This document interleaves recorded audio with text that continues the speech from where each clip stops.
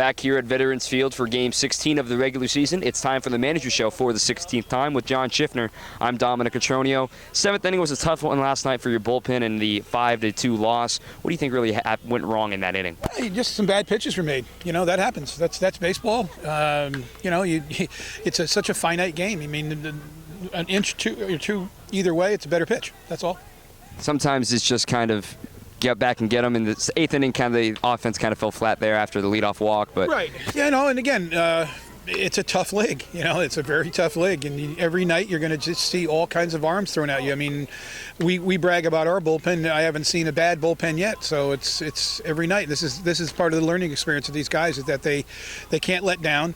They have to understand that the next guy coming in is probably better than the guy that just pitched before him. So it's a mental thing, it's a preparation thing, and it's a confidence factor. And we're okay. We're going to feel our way through it, and we'll.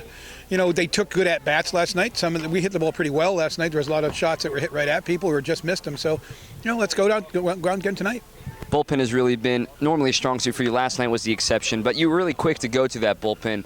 Is that a trend that we're continuing to see here with Dan Castano on the mound tonight? Yeah, we're getting these guys out after 75, 80 pitches, and I think that's enough for the starter because a lot of them have thrown, they're approaching 100 innings for the spring and the summer, and that's a lot. So we're going to be really careful with them, and that's why we're carrying as many pitchers as we are.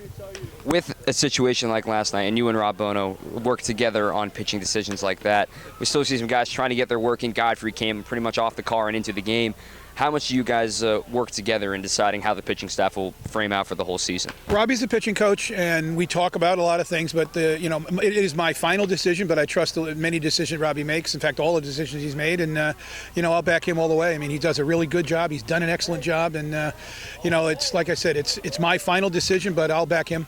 You think his background as a professional pitcher at some point will definitely help these guys as they get ready to get into that point of their careers? Absolutely should. I mean, he's been there, he's done that. So, yes, no question. That's why he's here. Do you think with the whole thing with Rob being able to go out there with a pitching coach and being the guy that says, look, I've been here, you know what you're talking about, and for you on the batting side, you've played here, you played on this field at third base, is it just kind of the wealth of knowledge that you guys have can help these guys? Well, yeah, these guys are experienced. I mean, there's a lot of baseball that's been played. All of us have played college baseball. A few of us have played professional baseball. Mike's coached summer ball, a lot of summer ball. He's played a lot of baseball, and Travis has been a head coach, which is, it's invaluable to have a head coach in your dugout. Aaron's played pro baseball for a number of years in an excellent organization, and now he's coaching at a high-level high school program. Robbie's played pro baseball, and I've played pro baseball, and I've seen a couple games down here, so it's there's a lot of experience, and if they leave here and don't learn anything from this staff, shame on them, because there's I'm not going to brag, but there's a great deal of knowledge to be given by the five of us. And Jeff has played and has been around good people. I mean, Jeff in the bullpen's an excellent catching instructor. He's been around us for a few years. He's been around the Nauset program and several other programs. I mean, there's a lot of coaching knowledge here and baseball knowledge, and if they leave here and don't get something out of this, then it's, again, nice shame on them. With all the coaches now in college baseball, some of these guys have hitting instructors, have separate things going on outside of their college coaches. Right. Sometimes is it hard to get through to them of how much you know? Yeah, because sometimes there's just too much going on in their heads.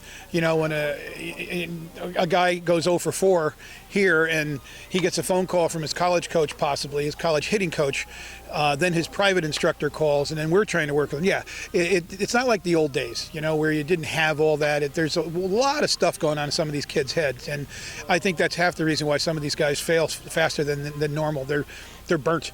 They're burnt out from it, and it's sad. Just let the coaches coach, and just we know what we're doing. We wouldn't be in the Cape Cod League if we didn't know what we're doing. And that's pretty much it. There's just way too much, and then there's this, there's the antagonism of the hitting instructors thinks they know more than we do. Well, if you did, why aren't you coaching? I know why, because you make all kinds of money because you charge $1 million an hour, and if the kid fails, you'll blame me. So that's how I feel a lot about some of that. There's a little bit too much of that going around, and you'll just let the coaches coach. we turned a stone over there that we're going to leave covered for the moment right now. But speaking of coaching, you changed up the lineup a little bit today, but that's been a consistent theme for you, moving guys around. It's not a change. We're just putting guys in that, you know, my rule is you don't sit more than 2 or 3 games in a row, and if it's 3, you're probably injured. So we're going to we play everybody, so we try to fit the lineup to the people that are in the lineup, so we move guys around. But there's, you know, we'll play 44, and I hope 44 plus games this year, and there'll be 44 plus lineups this year, just because we're going to rotate guys. And, you know, that's I think the beauty of this team is a number of guys can play a number of spots. Rayleigh's going to play. I think Rayleigh's played 4 or 5 games, and he's been in 4 or 5 different positions. He's played second, he's played left, he's played third. He's going to play third tonight. He's DH'd. Kyle Brooks can play all over, so that's why we're doing that. Well, game 16 here from Veterans Field, 44 plus hopefully down the road here, but that's it for the Manager Show today. We'll see you up there in the booth, Johnny.